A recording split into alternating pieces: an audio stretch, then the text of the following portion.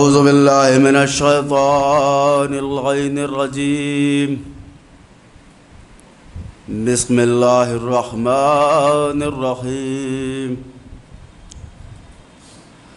الحمد لله الذي هدانا لهذا وما كنا لنهتدي لولا أن هدانا الله. لقد جاءت رسل ربنا بالحق. الصلاة والسلام على صاحب الدين والإسلام والحل والحرام والركن والمقام والصلاة والصيام والسجود والقيام والشريعة والأحكام والحجة والبرهان والمحبة والعرفان والحق والبيان والکتاب والقرآن سیدنا ونبینا وشفیعنا ومولانا مولا الکونین جد الحسن والحسین ابی القاسم محمد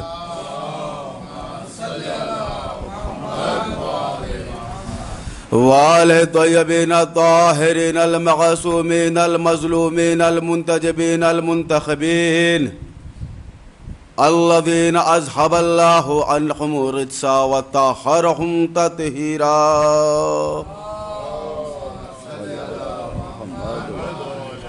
ولعنة الله على أعدائهم وقتلتهم وغاصب وحقوقهم ومنكر فضائلهم ومصائبهم وشجاعتهم وسخاوتهم وولايتهم وعظمتهم أجمعين من الآن إلى قيام يوم الدين.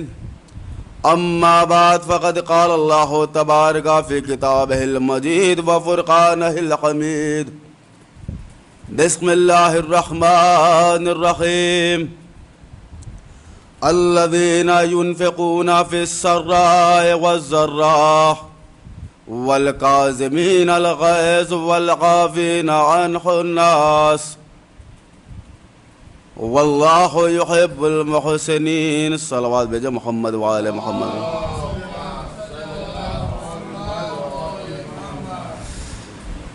حاضرین گرامی قدر و بزرگان ملت و سوگواران امام موسیٰ کاظم علیہ السلام و باب الحوائج، ائمہ معصومین اور ائمہ عصمت و طہارت میں مظلومیت کا ایک منفرد باب، ائمہ عصمت و طہارت میں طویل قید کاٹنے والا ہمارا امام تشیع کی حفاظت کے لیے ایک نیا رخ اور ہدایت بشریت کے لیے ایک بہترین عنوان، اہل بیت کے چاہنے والوں کے لیے ایک منفرد انداز تحفظ، امام موسیٰ کاظم علیہ السلام.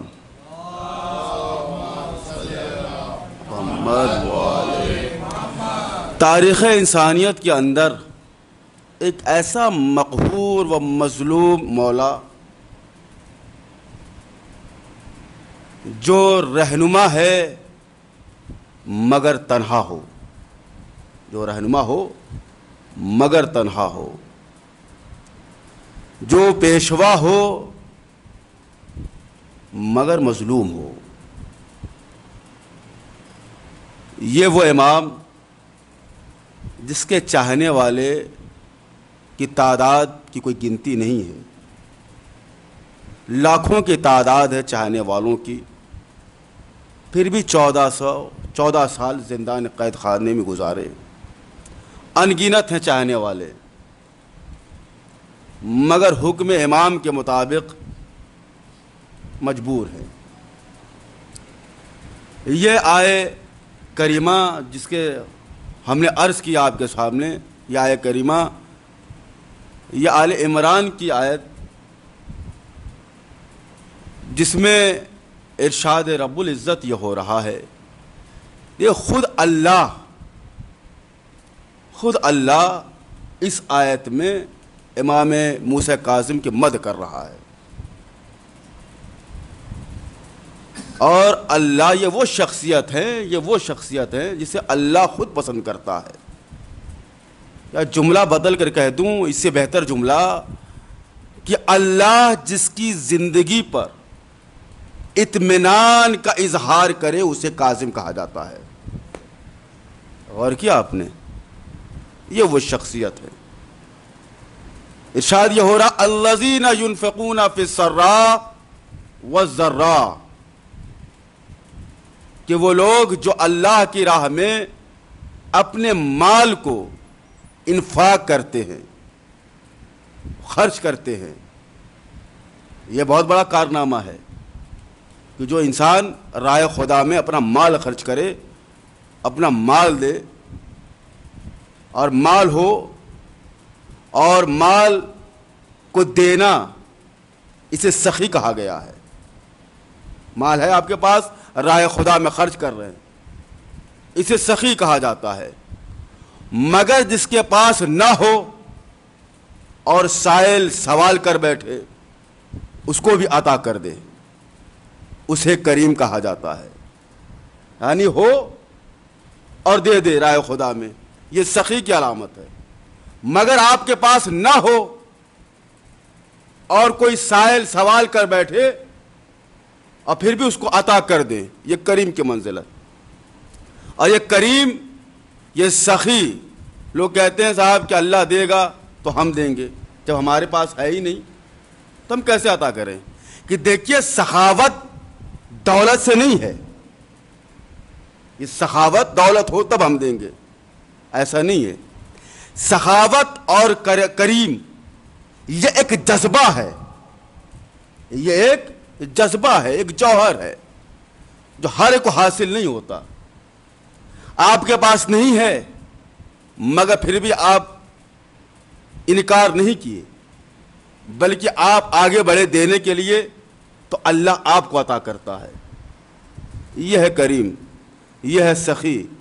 اور خدا کی قسم اور کوئی خاندان ہمیں نہیں دکھا سوائے اہل بیت علیہ السلام کے، جو ان کے پاس نہیں ہے اس کے باوجود بھی یہ عطا کرتے ہیں۔ شاہد مثال، ایک سخاوت کی منزلت میں اگر کوئی انسان کوئی ایک سخاوت کرتا ہے، کسی کو مال دیتا ہے، تو اپنے سماج میں یہ دیکھا گیا ہے کہ لوگ مثال یہ دیتے ہیں کہ تو حاتم طائی ہو گیا ہے۔ حاتم طائی ایک اپنے زمانے کا سخاوت میں ایک اپنا اندر منزلت رکھتا تھا، اور اس کی خاصیت یہ تھی کہ اس نے اپنے دروازے، اپنے جہاں سے دیتا تھا، وہ 40 در بنوائے تھے، اور ہر در سے کچھ نہ کچھ عطا کرتا تھا۔ اور وہ جو عطا کرتا تھا کسی کا چہرہ نہیں دیکھتا تھا۔ یہ ہے سخاوت۔ دیکھیں، ہم نے کہا یہ جذبہ ہوتا ہے، یہ سخاوت، یہ کرم جو ہے یہ ہر ایک کو حاصل نہیں ہوتا، یہ جذبہ ہوتا ہے کہ اللہ دے گا تو ہم دیں گے، ایسا نہیں ہوتا ہے۔ نہ ہو پھر بھی دے، یہ جذبہ ہے، اللہ اس کو عطا کرتا ہے۔ تو کچھ عرصے کے بعد حاتم اس دنیا سے رخصت ہوا، اور جب رخصت ہوا تو اس کا بھائی کہا کہ اس مسند پر ہم بیٹھیں گے جس مسند پر میرا بھائی بیٹھا کرتا تھا، حاتم۔ تو حاتم تو چونکہ ماں جانتی ہے کہ بیٹے کی خصلت کیا ہے، ماں جانتی ہے کہ بیٹے کی اہمیت کیا ہے، وہ عادت سے واقف ہوتی ہے اپنے بیٹے سے۔ کہا دیکھو تم نہ بیٹھنا۔ کہا کیا ہوا؟ دولت بھی تو ہے، بھائی کی دولت ہے، دینے میں کیا جاتا ہے، اور ان کا نام زندہ رہے گا۔ آخر وہ مسند پہ بیٹھا، مگر اس مسند کو سنبھال نہ سکا۔ ایک ضعیفہ آئی سائل بن کر، سوال کیا، اس نے دیا اور سامنے کھڑا ہو گیا۔ اس نے کہا کہ حاتم مر گیا ہے؟ کہا تجھے کیسے معلوم کہ حاتم مر گیا ہے؟ کہا جب وہ کسی کو دیتا تھا تو سامنے نہیں آتا تھا اور دے کے چلا جاتا تھا۔ پھر دوسرے در پہ وہ پہنچی، پھر اس نے سوال کیا، پھر وہ دیا، پھر سامنے آ کے کھڑا ہو گیا حاتم کا بھائی۔ کہا مجھے ابھی تک شک تھا کہ حاتم اس دنیا سے رخصت ہو گیا، مگر اب مجھے یقین ہو گیا کہ اب حاتم اس دنیا میں نہیں رہا، اب حاتم اس دنیا میں نہیں رہا، چونکہ ماں جانتی تھی کہ یہ حق اس کو حاصل نہیں ہے. یہ سخاوت ایک ہم نے کہا یہ سخاوت، یہ کرم، یہ جذبہ ہے، ایک جوہر ہے. یہ اہل بیت علیہ السلام سے کسی نے پوچھ لیا کہ آپ سخی ہیں امیر کائنات سے یا رسول خدا سے، کیا آپ کے بھائی یا حاتم سخی ہے یا پھر امیر کائنات؟ تو انہوں نے کہا کہ حاتم جب سخاوت کی منزلت میں آتا تھا اور جب کسی سائل کو کچھ سوال کرتا تھا، جواب دیتا تھا یا کچھ دیتا تھا، تو 40 در بنایا تھا اور ہر سائل کو کسی نہ کسی در پہ جا کے اس کو مانگنا ہوتا تھا. اس کا مطلب یہ ہے کہ ایک در سے اس کی حاجت پوری نہیں ہوتی تھی. مگر امیر کائنات وہ امیر ہے جو اپنے پہلے در سے اتنا دے دیتا ہے کہ دوسرے در پہ جانے کی ضرورت نہیں ہوتی. چلو بھیجے محمد والے محمد پر. یہ اسی گھرانے سے ملتا ہے یہ کریم، یہ سخاوت کہ گھر میں فاقہ ہے کہ مصر میں تمار آئے، کہا مولا گھر میں فاقہ چل رہا ہے. تو مصر میں تمار سے مولا نے کہا کہ صبر کرو.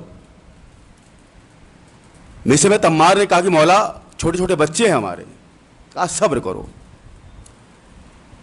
جب زیادہ اصرار بڑھا جناب مصر میں تمار کا، تو مصر میں تمار سے مولا کائنات نے کہا، جو ڈیوڑی پہ کھڑے تھے اس ڈیوڑی پر ایک مٹی کا ڈھیلا تھا، چونکہ میں اپنے جملے میں کہہ رہا ہوں اور اپنی زبان میں کہہ رہا ہوں کہ ایک مٹی کا ڈھیلا تھا. جناب امیر کائنات نے مصر میں تمار سے کہا، مصر میں تمار وہ مٹی کا ڈھیلا اٹھاؤ اور اس پر میرا نام لے کے دم کرو. اب مصر میں تمار نے وہ مٹی کا ڈھیلا اٹھایا اور اٹھانے کے بعد امیر کائنات کا نام لیا اور دم کیا. اب وہ مٹی کا ڈھیلا نہیں رہا، بلکہ سونے میں تبدیل ہو گیا. غور کیا آپ نے؟ سونے میں تبدیل ہو گیا. علی کے چاہنے والے کیسے ہوتے ہیں؟ یا مصر میں تمار نے بتایا کہ موالیان حیدر کرار کیسے ہوتے ہیں. اب مصر میں تمار نے وہ مٹی کا ڈھیلا جو سونے میں تبدیل ہو گیا تھا، وہ اس کو اٹھانے کے بعد ایک سخت پتھر سے اس کو ٹکرا دیا، اور ٹکرانے کے بعد وہ پتھر کے سارے ریزے ہو گئے. اس کا ایک ٹکڑا اٹھایا، باقی وہیں پہ چھوڑ دیا. اب ایک ٹکڑا اٹھا کے چل پڑے. تو امیر کائنات نے کہا میثم صرف ایک ٹکڑا اور باقی سب یہیں پر؟ کہا مولا آج کے لیے اتنا ہی کافی ہے. غور نہیں کیا آپ نے کہ آج کے لیے صرف اتنا ہی کافی ہے. امیر کائنات نے کہا مصر میں تمار کل کا کچھ سوچا ہے؟ تو مصر میں تمار نے بڑا عجیب جملہ کہا کہ مولا کل کا وہ سوچے جس کے پاس آپ جیسا امام نہ ہو.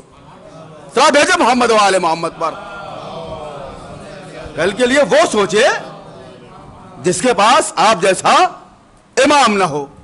دیکھیے ایک الگ منزل. دیکھیے میں آپ کے ذہنوں کو میں آمادہ کرنا چاہتا ہوں کہ ایک اور واقعہ سخاوت اور کریم کا،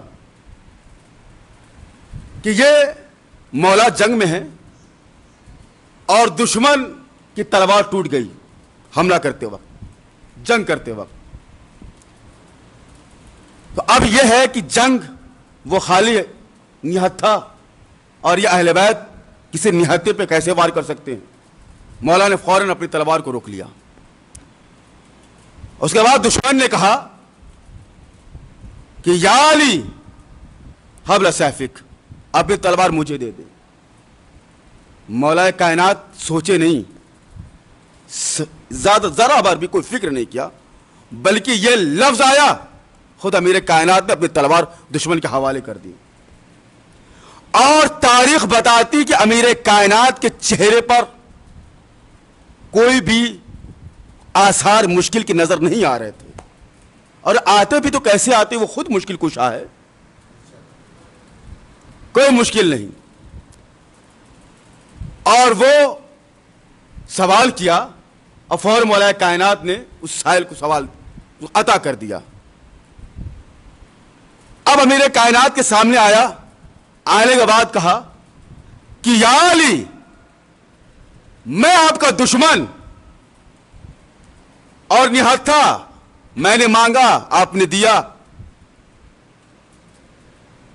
کیا آپ کو کوئی خوف نہیں؟ دیکھیں نفس اللہ، نفس اللہ کہتے کسے ہیں؟ جو اللہ کے لیے لڑتا ہے اس کے دل اور چہرے پہ اطمینان کی منزل ہوتی ہے، اور جو اپنے لیے لڑتا ہے وہ گھبراہٹ اور پریشانی میں ہوتا ہے. تو مولا نے کہا کہ جب تم مجھ سے جنگ کر رہا تھا تو تم میرا دشمن تھا، اور تلوار ٹوٹنے کے بعد تم میرا سائل بن گیا. تو اب یہ مجھے گوارا نہیں کوئی سائل سوال کر بیٹھے اور یہ علی کسی کو دینا. یہ ہے کریم.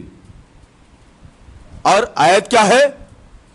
الذین ينفقون فی السراء والضراء، کہ جو لوگ دیتے ہیں مال ہوتے ہوئے بھی اور مال نہ ہوتے ہوئے بھی. اس کے بعد یہ آیت ہے. میں نے کہا کہ یہ آیت امام موسیٰ کاظم علیہ السلام کے لیے، یہ اور بھی بات ہے، یہ آیت اور لوگوں کے لیے یہ مصداق ہوں، مگر جو سب سے بڑے جو مصداق ہیں امام موسیٰ کاظم علیہ السلام ہیں کہ والکاظمین الغیظ.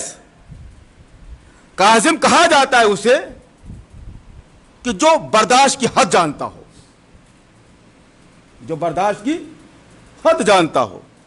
جب مثلا ایک مشق ہو اور وہ مشق کو پانی سے بھر لیا جائے اور بھرنے کے بعد اس کی ڈور اس ڈور سے اس کے منہ کو بند کیا جائے، جتنا سخت بند کریں گے اسے قزم کہا جاتا ہے. یعنی اس مشق کا پانی ایک قطرہ بھی باہر نہ آئے. یہ برداشت کی حد ہوتی ہے. والکاظمین الغیظ، مثال کے طور پر کہ دو دیگچی ہوں، ایک دیگچی ایک دیگ ہو، ایک چھوٹی ہے ایک بڑی دیگ ہے، مگر جو پانی جو ابالا جائے گا تو کچھ فاصلہ ہوگا. چھوٹی والی دیگچی پہلے ابل جائے گی، مگر بڑی والی دیگچی کچھ دیر میں ابلے گی. کیوں؟ اس لیے کہ اس کی گہرائی ہے، اس کی گہرائی ہے. تو یہ بہت سے ایسے لوگ ہیں کہ جو بہت جلدی ابل پڑتے ہیں. یہ ابلنا نہیں چاہیے، کیونکہ امام موسیٰ کاظم علیہ السلام کی مجلس میں آپ تشریف فرمائیں چونکہ باب الحوائج ہیں. کچھ ہمیں سیکھ کے جانا جو ہم برداشت کرتے ہیں اس کی ایک درجہ ہم اور آگے بڑھ جائیں برداشت کی قوت تک. کہ یہ ہے قزم. قزم اسے کہتے ہیں جو اپنے برداشت کی حد نہ بتائے. ایک تاریخ میں قرآن میں ایک نبی گزرے جس کا نام ہے ایوب. ایوب جس کا نام جب آتا ہے تو صبر کی منزلت آپ کے فکر میں دوڑنے لگتی ہے کہ ایوب کا صبر.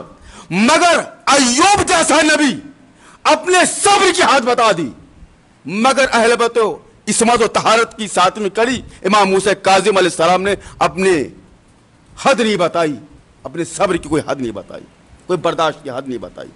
ان کے اوپر مظلومیت ہوتی رہی، ظلم کرنے والے کرتے رہے، نئے نئے ظلم نکالتے رہے، مگر امام موسیٰ کاظم علیہ السلام کوئی حد نہ تھی جو اس کو برداشت کر سکتے.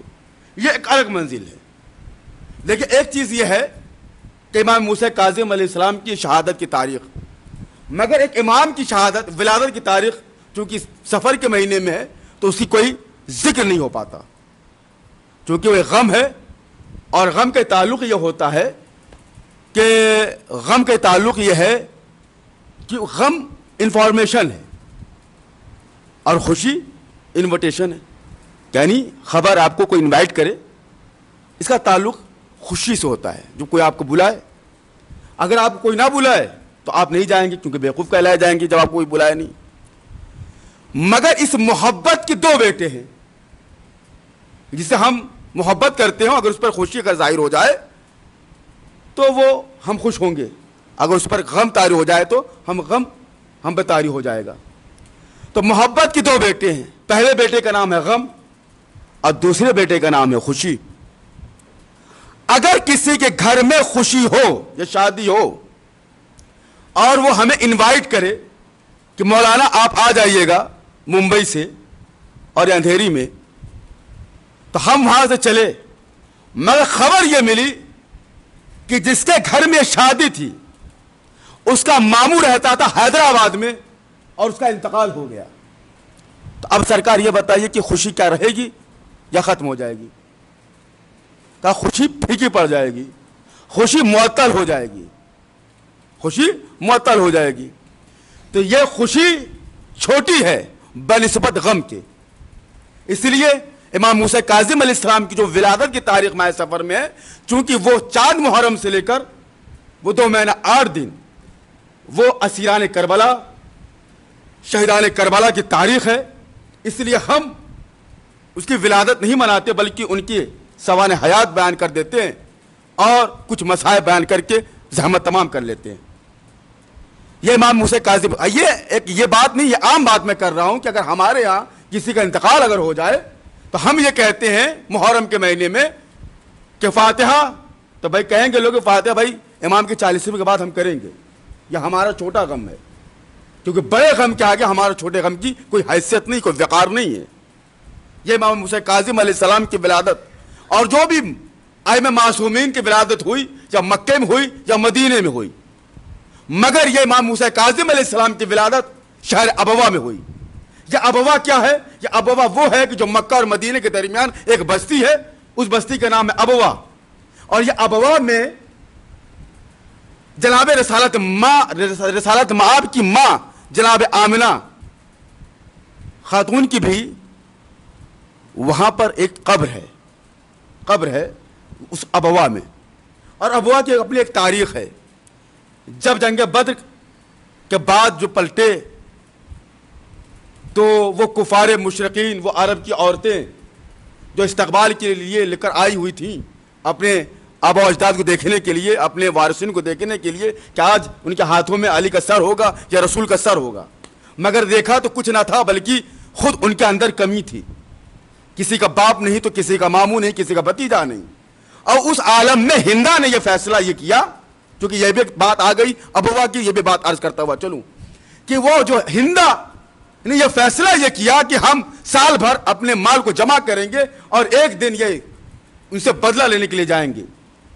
تو سال بھر ہندا نے اپنے مال کو جمع کیا، وہ وقت آیا کہ وہ اس کا بدلہ لینے کے لیے وہ پہنچی، اور وہ شہر ابوا میں آئی۔ وہ ابوا میں جناب ہم نے عرض کیا کہ جناب آمنہ کی وہاں پر قبر ہے، اور وہاں پہ پڑاؤ ڈالا، اور ڈالنے کے بعد کسی نے کہا کہ یہاں پر رسالت مآب کی قبر ہے، رسالت مآب کی ماں کی قبر ہے۔ تو وہ ہندا اتنی وحشی ہو چکی تھی کہ وہ بیلچہ لے کر جناب رسالت مآب کی ماں کی قبر کو مسمار کرنے لگی۔ جب یہ مسمار کرنے لگی تو اللہ کی طرف سے ایک عذاب آیا جو بجلی کڑکی، اور وہ بجلی کی کڑک کی وجہ سے وہ بھاگ گئی۔ یہ تاریخ یہ ابوا کی جو پاؤ ڈالا ہندا نے۔ اور اس کے بعد جب جناب رسالت مآب کی جب خبر پہنچی کہ ہماری ماں کی قبر کو مسمار کر دیا گیا ہے، تو جناب رسالت مآب آئے اور کچھ اصحاب کے ساتھ آئے اور اس قبر کو صحیح کیا، اور اس قبر کے کنارے کنارے بیٹھ گئے اور سارے اصحاب بیٹھ گئے اور لوگوں نے گریہ کیا۔ اب سمجھے کہ قبر کا احترام کرنا اور قبر کا نہ احترام کرنا کہاں سے چلا۔ جو قبر کا احترام نہ کرے وہ یزید کی دادی کی سنت پر عمل کرتا ہے، اور جو قبر کے احترام کرے وہ حسین کے نانا کی سنت پر عمل کرتا ہے۔ یہ ہے قبر کی تاریخ جس کو خود رسالت مآب نے اپنی ماں کی قبر کی تعمیر کیا۔ یہ ابوا کی بات۔ اور بدر جیتے بھی کیسے؟ کہ بدر میں تو 2 شیر تھے، یا کفار کیا جیتتے، کہ ایک خود رسول کا شیر حمزہ، ایک خود اللہ کا شیر علی۔ 2 شیر جس کے میدان میں ہو، کسی کی مجال ہے کہ وہ جنگ جیت جائے۔ 2 شیر تھے۔ مگر حاضرین گرامی قدر و برادران اسلام، یہ ابوا کی بات، جناب امام موسیٰ کاظم علیہ السلام کی ماں کا نام حمیدہ تھا۔ یہ حمیدہ تھا جس طریقے سے جناب چھٹے امام کی ماں کا نام ام فروہ، 5ویں امام کے نام فاطمہ بنت حسن، اور 4تھے امام کے ماں کا نام شہر بانو، 3رے امام کی ماں کا نام فاطمۃ الزہرا، 2سرے امام کا نام کی ماں کا نام فاطمۃ الزہرا، اور پہلے امام کی ماں کا نام فاطمہ بنت اسد۔ دیکھیے فاطمہ بھی نام جو نام ہے، یہ فاطمہ کا جو نام ہے، کسی منزل تک انشاءاللہ میں آپ کو ایک نتیجہ دینا چاہتا ہوں آپ کو کہ مصحف سے پہلے کہ فاطمہ یہ ایسی شخصیت گزری ہے کائنات میں کہ جس کا خود رسالت مآب احترام کرتے ہیں، مگر وفات رسالت مآب کے بعد چونکہ نام آگے آئے ایک ذکر کرتا ہوا چلوں کہ فاطمہ بنت اسد وفات پیغمبر کے بعد، اب میں آپ کے یہاں کی ذہن کی آمادگی میں چاہتا ہوں اس جملے پر کہ فاطمہ زہرا سلام اللہ علیہ اپنے بابا کی وفات کے بعد جب یہ اپنا حق مانگنے کے لیے گئی، یہ وہ فاطمہ ہے جس کے لیے خود ان کا باپ احترام کے لیے اپنی مسلک چھوڑ دیتا تھا، مگر سارے کے سارے مسلمان جو اپنے مسلمان ہونے کا دعویٰ کیا کرتے تھے وہ سب مسرت نشین تھے، کوئی نہ اٹھا، کوئی نہ اٹھا۔ پھر اس کے بعد رسول کی بیٹی غیظ و غضب میں آئی، کہا او مسلمانوں تمہیں عرب کی سرزمین پر کوئی پہچانتا نہ تھا، تم آقا زادہ نہیں بلکہ غلام زادے ہو، تمہارے بولنے کا سلیقہ نہ تھا، تمہیں بیٹھنے کا کوئی سلیقہ نہ تھا، تمہیں گفتگو کرنے کا کوئی انداز نہ معلوم تھا۔ میرا بابا آیا تو تمہیں جینے کا سلیقہ بتایا، میرا بابا آیا تو زندگی کو ایک مقصد دیا، اور پھر میرا شوہر جب تم عرب کے ان کالی راتوں میں، تم عرب کی کالی راتوں میں ان کالی بھیڑیوں سے خوف و خطر کے ہراس میں اپنے دروازے کو بند کر کے کسی کمرے کے کونے میں بیٹھ جاتے تھے اور تاکہ تمہاری عورتیں کی اور تمہارے بچے کی ناموس کی حفاظتیں ہو جائیں، مگر اس معاملے میں بھی میرا شوہر برسر پیکار ہو کر آیا اور تمہیں امان دیا۔ یہ ایک تھا مدینہ کا منظر۔ اس کے بعد رسول کی بیٹی نے کہا کہ ذرا یاد کرو خندق کا وہ منظر کہ جب میرا بابا جب یہ کہا کہ کون اس کتے کے مقابلے میں جائے، تم سب کے سروں میں طائر بیٹھ گئے تھے، کسی کا سر اڑتا نہ تھا۔ تو پھر میرا شوہر برسر پیکار ہو کر وہ میرا شوہر خندق کے مقابلے میں عمرو بن عبدوت کے مقابلے میں گیا اور عمرو بن عبدوت کے سر کو کاٹا۔ ایک ہاتھ میں ذوالفقار تھی جس سے خون ٹپک رہا تھا، ایک ہاتھ میں عمرو بن عبدوت کا سر تھا جس سے خون ٹپک رہا تھا، اور میرا شوہر اس طریقے سے چل رہا تھا جیسے بارش کے موسم میں کوئی بھیگا ہوا شہر چل رہا ہو۔ اور نہیں کیا آپ نے، یہ کوئی خطابت کے جملے نہیں تھے، یہ خود فاطمہ تو زہرا سلام اللہ علیہ کا جملہ اپنے شوہر کے لیے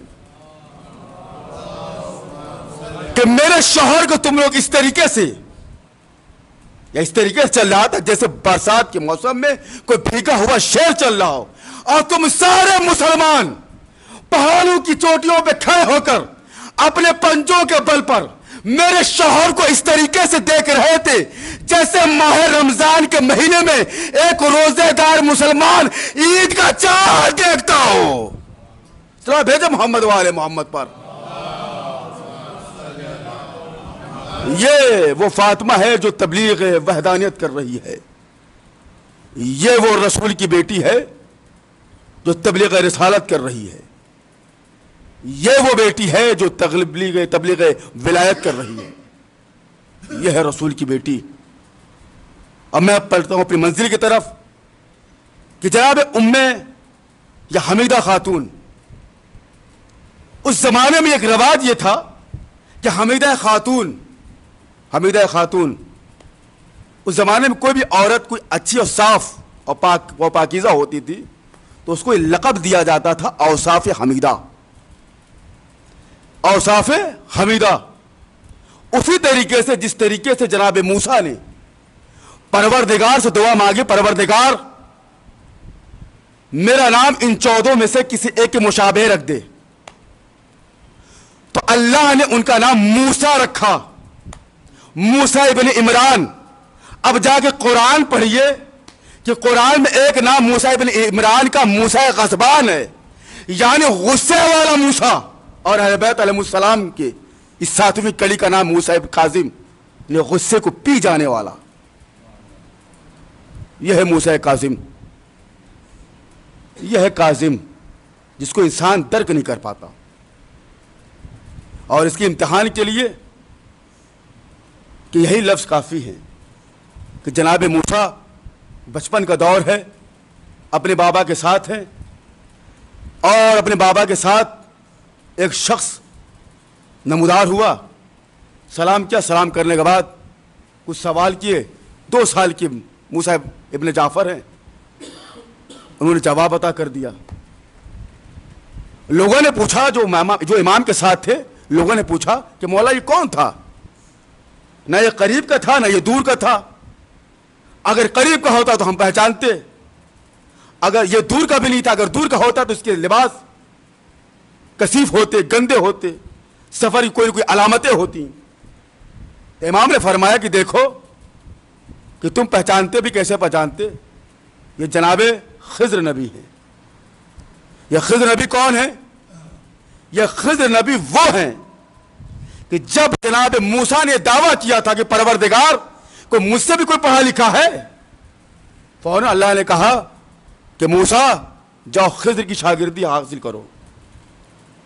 وہ موسیٰ ہے تو جناب خضر کی شاگردی میں ہے, اور یہ خضر ہے جو اس موسیٰ کاظم کی شاگردی میں ہے.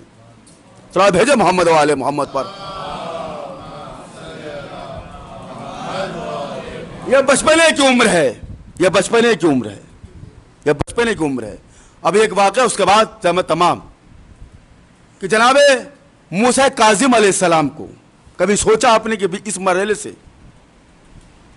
کہ اس امام کو کیوں قید کیا جاتا تھا, کیوں قید کیا جاتا تھا؟ کبھی آپ نے اس پہلو سے کبھی سوچا, کبھی غور کیا؟ تاریخ پڑھیے کہ امام موسیٰ کاظم علیہ السلام نے حاکم وقت کے زمانے میں کوئی بغاوت کی ہو, تاریخ یہ بھی نہیں بتاتی. یا کسی کو اکسایا ہو, تاریخ یہ بھی نہیں بتاتی. تو پھر یہ امام کو کیوں قید کرتے تھے؟ کیا وجہ تھی امام کو قید کرنے کی؟ علت کیا تھی؟ کہ جس میں امامت کو قید نہیں کرتے تھے بلکہ کردار محمد کو قید کرتے تھے, تاکہ لوگوں کی نظروں سے یہ کردار چھپا رہے. کردار محمد کو قید کرتے تھے, ورنہ لوگوں کو پتہ چل جائے گا کہ نبی کے اصل وارث کون ہیں. اس کے بعد ہارون نے کہا کہ یار ہم تخت پہ بیٹھتے ہیں, ہماری چھوٹی سی بات بھی لوگوں میں عام ہو جاتی ہے, مگر یہ گھرانہ ایسا گھرانہ ہے کہ ان کے اوپر الزام بھی نہیں آتا. 3 دن کی تجلیس ہوئی, اور تجلیس کے بعد یہ فیصلہ طے قرار پایا کہ کوئی ایک عورت جو یہودی تھی اس کو بلایا جائے. تو تاریخ نے اس کے حسن کا ایک نقش کھینچا ہے, مگر ایک آداب منبر اس کو میں بیان نہیں کر سکتا. اور اس کو بلایا گیا, اور حاکم وقت نے کہا کہ تم اس قید خانے میں جاؤ, اور جب نمودار ہو جائے گی, صبح ہوگی تو ہم آئیں گے. تم کو کچھ نہیں کرنا ہے, بلکہ جب ہم آواز دیں اور تمہیں آہٹ معلوم ہو جائے کہ ہم اس قید کے پیچھے ہیں قید خانے کے, تو تم صرف رو دینا اور اشارہ کر دینا, مطلب میں پہنا دوں گا. اور نہیں کیا آپ نے, مطلب میں پہنا دوں گا. یہ کہا, یہ لشکر حسن. دیکھیے ہر ہتھیار حسن کے لیے نصیب تھے. جوانی, تنہائی اور حسن, یہ تینوں چیزیں ایک جگہ جمع تھیں. ادھر لشکر حسن نے عصمت و طہارت پر حملہ کرنے کے لیے چلا, ادھر یہ عورت حملہ کرنے کے لیے چلی. یہ یہودی تھی, عورت تھی جو فاحشہ تھی, جو خیبر کی ڈسی ہوئی ناگن تھی. یہ فاتح خیبر کے بیٹے سے بدلہ لینے کے لیے پہنچی. یہ ارادہ یہ تھا کہ ہم عصمت کے اوپر الزام لگائیں. ادھر آئے, تطہیر نے آگے بڑھ کر اشارہ کیا, اگر اس پر الزام لگ گیا تو مجھے نازل ہونے کا فائدہ ہی کیا. مگر تاریخ یہ بھی بتائی کہ 24,000 جب صبح صادق جب نمودار ہوئی, جب سورج کی کرنیں امام کے قدموں کو بوسہ لیا, اور حاکم وقت 24,000 راویوں کے ساتھ اس قید خانے میں پہنچا. کیوں؟ اس لیے کہ یہ خبر جلد از جلد لوگوں میں پہنچ جائے کہ شیعوں کا امام ایسا ہے, شیعوں کا امام ایسا ہے. مگر جیسے ہی آواز دی, کوئی آواز نہ آئی, تو حاکم وقت نے کہا کہ دروازہ توڑو. دروازہ توڑا گیا, مگر حاکم وقت دیکھ کے اور پریشان ہو گیا کہ رات بھر صرف ایک عبادت گزار اور صبح ہوتے ہوتے 2 عبادت گزار ہو گئے. اور نہیں کیا آپ نے بھائی؟ دیکھیے ہوتے رات بھر ایک عبادت گزار، صبح ہوتے ہوتے 2 عبادت گزار ہو گئے. یہ ہے عصمت، یہ ہے امامت، یہ ہے فخر یوسف کہ یوسف کے اوپر جب ان کی عصمت پر جب آنچ آئی تو یوسف نے صرف عصمت کو اپنے بچایا، مگر زلیخا کو اپنے جیسا نہ بنا پائے. مگر یہ امام ہے کہ خود تو خود ایک فاحشہ عورت کو عبادت گزار بنا دیا. اب تاریخ نے یہ بھی لکھا، یہ تاریخ کیا کیا کھولتی ہے، کہ تاریخ نے لکھا کہ سارے راوی موجود تھے، کچھ راوی حق پسند بھی تھے. اس راویوں نے دیکھا کہ حاکم وقت نے اپنے لرزتے ہوئے ہاتھوں سے اس عورت کے بالوں کو پکڑا اور کھینچتے ہوئے چلا رہا تھا. اب انصاف سے بتائے، کسی حاکم وقت کسی کو کھینچتے ہوئے آئے تو قدم اس کے لغزش کریں گے، مگر اس عورت کے قدم لغزش نہیں ہوئے. ایسا لگ رہا تھا کہ جیسے نفس مطمئنہ سے اپنے جینے کا سلیقہ سیکھ لیا ہو. یہ ہے تاریخ. تاریخ پڑھیے، ہم لوگ تاریخوں کو بھول جا رہے ہیں. اور اس کے بعد جب یہ حاکم وقت نے کہا کہ میں نے تجھے کسی اور کام سے بھیجا تھا، وہ ارادہ اور تھا، یہ تو کیا کر بیٹھی، یہ تاریخ کو لکھنا پڑا کہ حاکم وقت کو، اس یہودی عورت کو مسلمان ہونے پر راضی نہ تھا. مگر جب یہ غیظ و غضب میں آیا تو پھر وہ عورت چونکہ عبادت گزار ہو چکی تھی، وہ بھی اپنے بالوں کو جھاڑ کر کہا سن. قسم خدا کی اس کے سن میں ایسی دھنک تھی، ایسا لگ رہا تھا کہ لب اجاز سے کوئی کن کہہ رہا ہو. کہا سن کہ تجھ میں اور ان میں بہت زیادہ فرق ہے. تو ان کے جیسا نہیں ہے اور نہ یہ تجھ جیسے ہیں. اس عورت نے یہ بتا دیا کہ تخت والے اور ہوتے ہیں، علی کی بیٹے اور ہوتے ہیں. صلوات بھیجے محمد و آل محمد پر. یہ ہے عورت یہودی جو مسلمان ہوئی، کس مقام پر آ کر؟ امام کے ارادہ کچھ اور تھا، اور آئے تطہیر کے جو مصداق تھے، وہ امام وہ ہوتا ہے، وہ نفس پکڑ لے، معلوم پڑ جائے کہ کون کتنے پانی میں ہے، اس کو کیا ضرورت ہے. ایک ڈاکٹر ہوتا ہے، وہ ڈاکٹر یہ ہوتا ہے، جتنا ماہر ڈاکٹر ہوتا ہے وہ نفس پکڑتے پتا ہے آپ کو کون سی بیماری ہے. جس مالک کا وہ اس کو ملکہ ہوگا فوراً پکڑ لے گا. اب وہ امام ہی کیا جس کے حال دل سے واقف نہ ہو، جو پورے کائنات کا امام ہے. اور یہ امام کاظم علیہ السلام کی بہت بڑی فضیلت ہو. میں اس سے ایک فضیلت یہ بھی تھی جو میں نے آپ کے سامنے عرض کی. مگر حاضرین گرامی قدر، وقت اپنی تیزی سے سفر کر رہا ہے، مگر ایک سفر اور گزرا. شیخ طوسی جو اپنے تعارف کا محتاج نہیں، اہل بیت علیہ السلام کے بعد اگر کوئی احترام کی منزلت رکھتا ہے تو شیخ طوسی ہیں. شیخ طوسی نے اپنے شاگردوں سے وصیت کی کہ دیکھو جب میرا آخری وقت آئے تو مجھے نجف میں دفن کرنا، مگر مجھے حیا آتی ہے کہ امام موسیٰ کاظم علیہ السلام کے دیار میں ہوں. مگر یہ دل میں سوچ ایک فکر لیے ہوئے سو گئے. صبح صادق جب ہوئی، صبح جب بیدار ہوئے تو پھر وہی طوسی اپنے شاگردوں سے کہہ رہے ہیں کہ جب میرا آخری وقت آئے تو نجف میں نہیں بلکہ امام موسیٰ کاظم علیہ السلام کے دیار میں دفن کرنا. لوگوں نے پوچھا مولا، لوگوں نے پوچھا کہ استاد آخر یہ کیسے، کہ کل کی وصیت کچھ اور، آج کی وصیت کچھ اور. کہا امام آئے تھے اور کہا کیا مجھے کریم ہونے پر شک ہے؟ اب میری آنکھوں سے آنسو آ گئے. وہ باب الحوائج ہیں، جو اپنے حاجتوں کو لے کر آیا ہے اپنی آنکھوں کے ساتھ ان حاجتوں کو اپنے دعا کرے، انشاءاللہ ضرور پوری ہوگی. یہ باب المراد ہیں. یہ وہ ہے کہ امام زمانہ نے جن کے لیے کہا کہ سلام ہو ایسے قیدی پر جس کے جسم کے ساتھ گوشت بھی زنجیریں کھا گئیں. اللہ اکبر، اللہ اکبر. یہ امام کا جنازہ بغداد کے پل پہ رکھا نہیں گیا بلکہ بے احترامی کے ساتھ قرآن کو پھینکا گیا اور یہ آواز دی گئی کہ ایک قیدی مر گیا ہے. اللہ اکبر. آواز دی گئی کہ ایک قیدی مر گیا ہے. اب جس کے 18 بیٹے ہوں 19 بیٹیاں ہوں, اب اس کے جنازہ ایک مزدور لے کے چل رہا ہو اور کالے برقع والی ایک بیوی ہے جو بغداد کے پل پہ کبھی جنازے کے پیچھے کبھی جنازے کے آگے جا کے کہتی تھی ہائے میرا بیٹا کاظم, ہائے میرا بیٹا قیدی کاظم. جناب موسیٰ سے اللہ نے کہا تھا کہ موسیٰ بیٹی کے لیے تمنا کرو, بیٹی کے لیے تمنا کرو. موسیٰ نے کہا اللہ آخر وجہ کیا ہے بیٹی کی تمنا کرنے کی؟ تو اللہ نے کہا کہ موسیٰ جنازے کی زینت ہوتی ہیں, بیٹے جائیداد کے وارث ہوتے ہیں, بیٹیاں جنازے کے وارث ہوتی ہیں.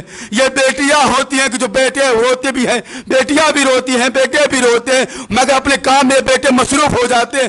مگر یہ بیٹیاں جنازے کو اپنے بابا کے جنازے کو پکڑ کہتی ہیں کہ بابا آپ کے جانے کے بعد یہ گھر اب ہمارا نہیں رہا, اب یہ گھر ہمارا نہیں رہا بلکہ ہمارے بھائیوں کا ہو گیا. اپنے بابا سے یہ بیٹیاں کہتی ہیں کہ بابا اب یہ بیٹی جب بھی اس مکان میں آئے گی تو ایک مگے کے مہمان کی حیثیت سے آئے گی.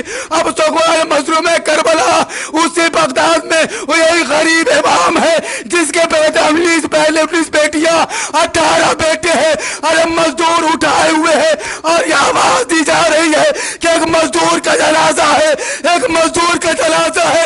ارے سہرا روتی رہی ارے میرا قاسم بیٹا, ہائے میرا قیدی بیٹا.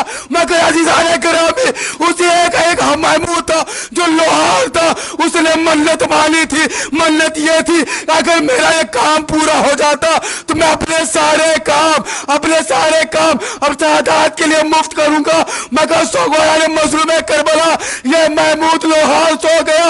ارے خواب میں بی بی آئی اور آنے کے بعد کا اے محمود ارے تمہارے وعدے کا وفا ہے, ارے آپ بغداد کے پل پہ میرے بیٹے کی قیدی کو اس زنجیر کو رہا کر دو.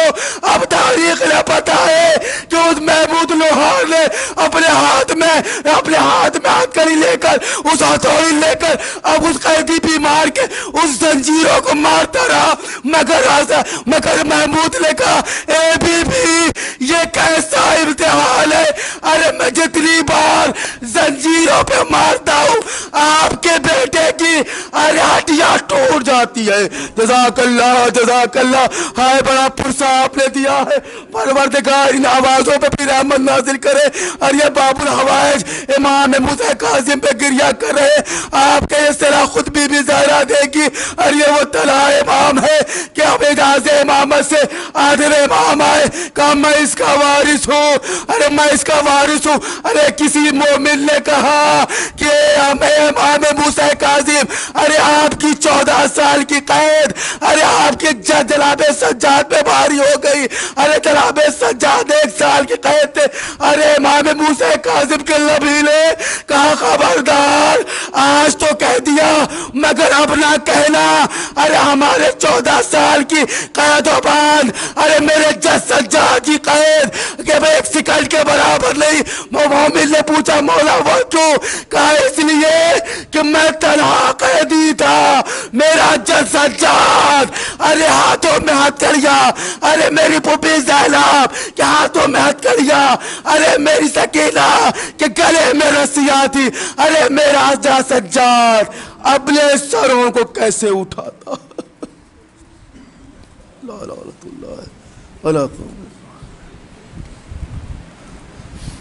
انا للہ و انا الیہ راجعون. اور اس چھوٹی سی عبادت کو اپنی بارگاہ میں قبول فرما. اللہ بحق محمد وآل محمد جو بھی اس مجلس میں شرکت کیا پروردگار تو ان نیک حاجتوں کو لے کر آئے میں موسیٰ کاظم علیہ السلام کے صدقے میں ان کی نیک حاجتوں کو قبول فرما. یا اللہ بحق محمد وآل محمد جو مریض ان شفاء کامل وقاجل عنایت فرما. اللہ بحق محمد وآل محمد شان حضر قرار جہاں کہیں بھی ہوں ان کی عزت آبرو کی حفاظت فرما, ان کے ناموس کی حفاظت فرما, تمام مقامات مقدسہ کی حفاظت فرما. اللہ بحق محمد وآل محمد امام زمان کے ظہور میں تعجیل عنایت فرما اور ان کے اصحاب و انصار میں شمار فرما.